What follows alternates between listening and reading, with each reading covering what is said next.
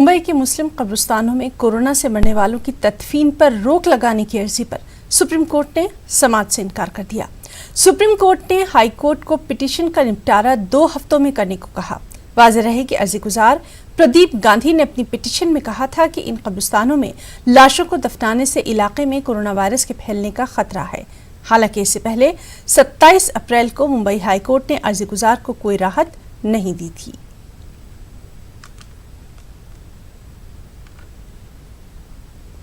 आज मुजाहिद आज़ादी हज़रत टीपू सुल्तान का यौम शहादत है। ताहम लॉकडाउन के सबब कहीं भी किसी भी तकरीब का इनेकाद नहीं किया गया। बावजूद इसके टीपू के चंद शहदाई घरों में ही रहकर उन्हें खराज अकीदत पेश कर रहे हैं। टीपू सुल्तान यूनाइटेड फ्रंट के सदर सरदार अहमद कुरैशी ने अपने लोगों से इस बार घरों में ही रहकर टीपू सुल्तान की याद मनाने की अपील की। अंग्रेज़ों के खिलाफ लड़ी गई मैसूर की चौथी जंग में 4 मई 1799 को श्रीरंगापट्टन में टीपू सुल्तान शहीद हुए थे।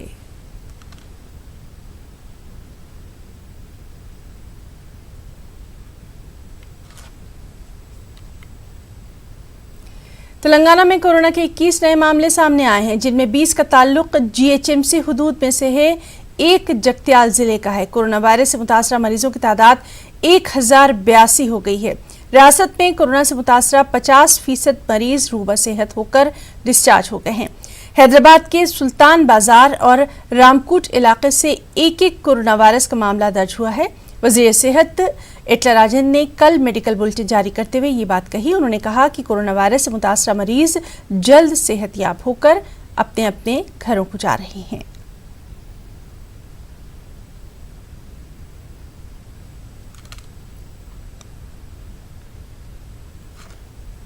बेंगलुरु में लॉकडाउन के सबब फंसे मजदूर अब अपने अपने घरों को लौट रहे हैं। शहर के मैजेस्टिक में गुज़िश्ता 2 दिनों से मजदूरों के लौटने का सिलसिला जारी है। पहले रियासत की येडियुरप्पा हुकूमत ने इन मजदूरों से दुगना किराया वसूल करने का फैसला लिया था, लेकिन अपोजिशन जमात कांग्रेस के एहतजाज के बाद मजदूरों को 3 दिनों के लिए मुफ्त रवाना किया जा रहा है। कांग्रेस के लीडरों ने इस मौके पर कहा कि लॉकडाउन के सबब मजदूर अपनी रोजी रोटी के लिए तरस रहे हैं और ऐसे में मजदूरों से हुकूमत दुगना किराया वसूल करना चाहती थी, लेकिन उन्होंने हुकूमत के इस इरादे को नाकाम कर दिया। अब मजदूर हंसी खुशी घर लौट रहे हैं।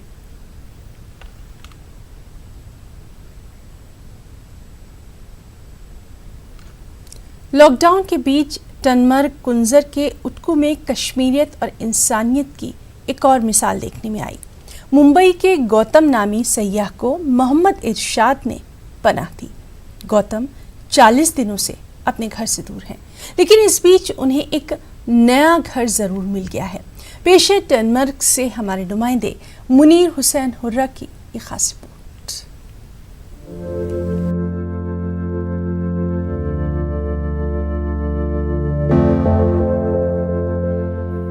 कोरोना वायरस और लॉकडाउन ने दुनिया भर में लोगों को एक दूसरे से दूर कर दिया है।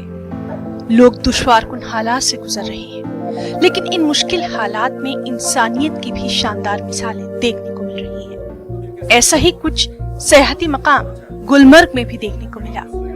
मुंबई से ताल्लुक रखने वाले गौतम पारिक नामी सैयाह कश्मीर की सैर के लिए आए थे, लेकिन लॉकडाउन की वजह से वो यहाँ दरबांदा हो गए और ऐसे में कुंजर के उटकू गांव के मोहम्मद इरशाद ने इंसानियत और कश्मीरियत की उम्दा मिसाल पेश करते हुए गौतम पारिक के लिए अपने घर के दरवाजे खोल दिए। मैं बॉम्बे से आया हूँ।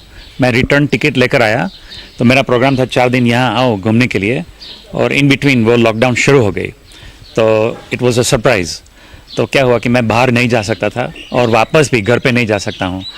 सब ट्रेन, बस और फ्लाइट्स कैंसिल हो गई। तो अब मैं कश्मीर से लगभग 1.5 महीना हो गया मुझे यहाँ आकर, और लेकिन आई एम लकी कि मेरा जो दोस्त है आर्यन, उसका फैमिली ने मुझे बेटा बनाया, बेटा बनाकर बेटा समझकर मुझे इतनी अच्छी तरह रखते हैं घर पे कि इतनी फ्रेंडशिप और प्रेम दिखाया, कभी नहीं भूलूंगा, कभी नहीं। मेरे लिए वेजिटेरियन फूड बनाते हैं, सभी तरह मेरा ख्याल रखते हैं, लॉन्ड्री सब कुछ, everything is managed very properly. I have not, कोई शिकायत नहीं, मैं एकदम खुश हूँ और happy to be here, lucky to be here.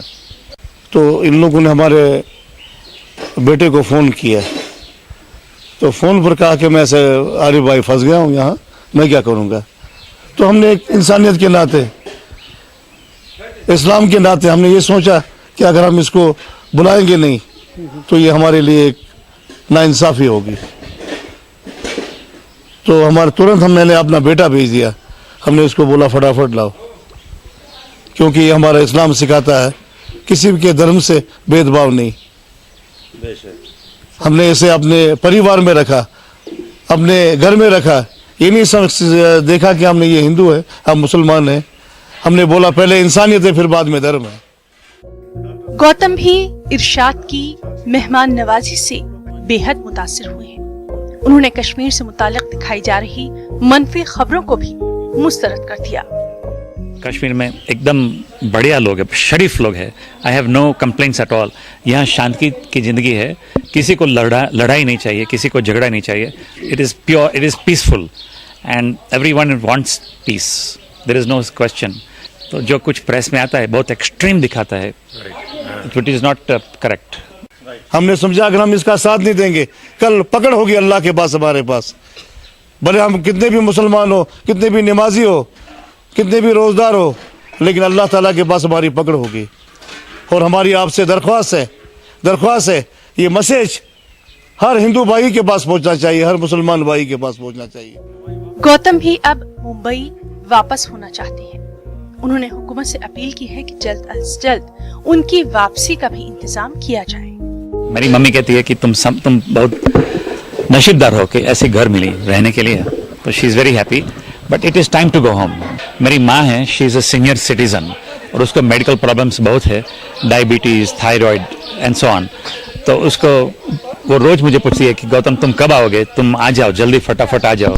तो मुझे जल्दी से जाना है, बंदोबस्त करो जाने के, घर बॉम्बे जाने के लिए या कोई हेलीकॉप्टर कुछ भी बंदोबस्त करो कि मुझे जल्दी जाना है।